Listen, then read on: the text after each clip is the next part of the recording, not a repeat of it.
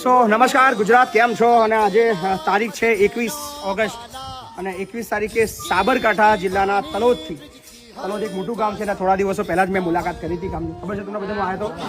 હા, ખબર છે. તો તલોદથી બધા બહેનો આવ્યા છે અને કયું મંડળ છે તમારું? ગોપી મંડળ ખાસ મહીપતસિંહ ફાઉન્ડેશનની મુલાકાત માટે આવી છે. તો શું કહેશો તમે પહેલા મહીપતસિંહ વિશે શું કહેશો? બોલો. પેલા બધું છોડો, પહેલા શું કહેશો? બોલો.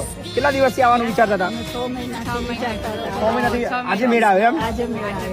6 મહિનાથી પ્લાનિંગ કરતા હતા. ઈચ્છા પૂરી થઈ ગઈ.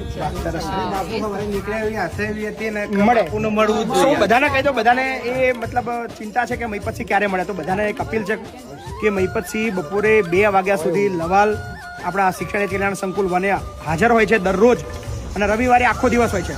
તો બધાને અપીલ છે કે તમે જેને મળવું છે અને એવી ઈચ્છા છે કે મળ્યા વગર જવું નથી, તો 2 વાગે પહેલા આવશો તો ચોક્કસ તમને ગેરંટી આપું છું, હું તમને રોજ મળીશ જ. બરાબર? Thank you. ખૂબ આભાર તમારો.